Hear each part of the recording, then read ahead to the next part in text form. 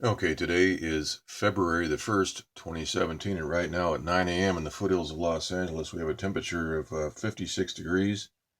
The relative humidity is 42%. The dew point is 37 degrees, and the barometer is reading 30.08 inches.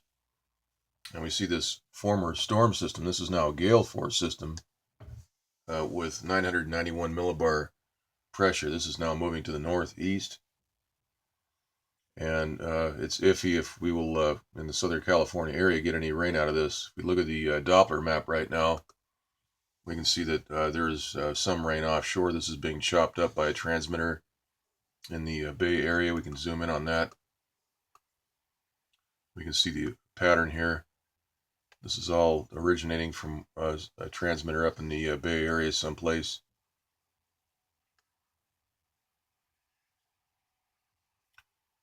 Okay, let's look at the, you can also see that the entire west coast, there is some rain moving into Oregon. But based on what we're seeing right here, we should be seeing a lot of rain all up and down the entire coast. But this system has been beat down by a transmitter. We can see the outline of that right here, this dark circular area. This is where that transmitter is focusing its RF energy. And there is still a lot of rotation in the core of this system, the center of that storm, that gale force system. But we see a lot of geometric shapes and angles. That is the transmitter at work. We've got a separate transmitter here shielding and blockading the next weather system right behind it. We have jet stream flow around this weather right into California. We can take a look at the jet stream map right here. You can see that.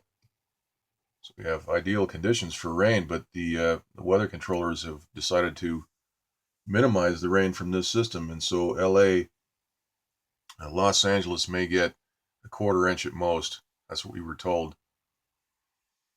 All right, so let's look at this in the rainbow map, the infrared map. We see see these bands, this frontal system moving into the northwest and northern California.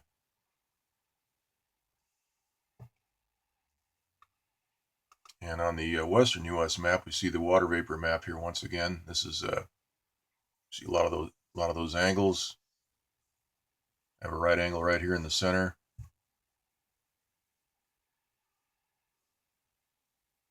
So I believe what the weather controllers have done is they've put on a show. They've allowed this storm to really spool up, and they move it towards the west coast, and they spray the hell out of everybody, and there's no rain. They could have easily just installed high pressure out here and moved this thing up away up towards Alaska like they've been doing for the last several years. They're putting on a show, and we're seeing not very much rain on the Doppler map. And what rain is moving in is being chopped up by those ground transmitters. You see that right angle right there. There's a couple of steps.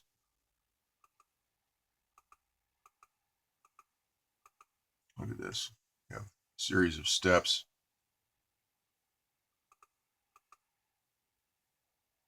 And that is from that RF transmitter, the probably microwave.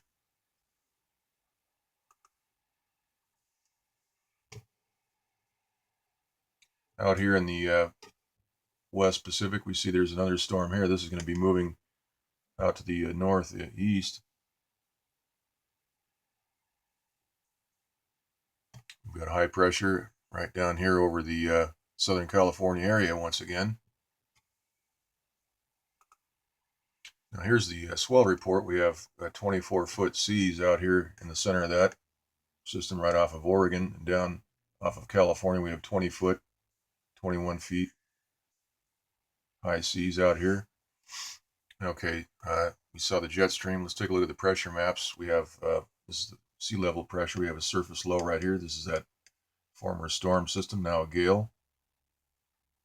See a lot of squiggly lines up in this area in the northwest, indicating ground transmitter activity, and also satellite-based transmitter activity. We see the 500 millibar. We have that closed low. This is a surface to 300 millibar low pressure system, and yet there's hardly any rain showing up on that Doppler map. Once again, let's take a look at that Doppler map. It's just not much rain. And we can see the pattern here. Okay, so we'll just leave it there. There's that's the report. And again, we're looking at maybe 1/4 of an inch of rain. Okay, so we'll do another update probably maybe tonight or tomorrow morning.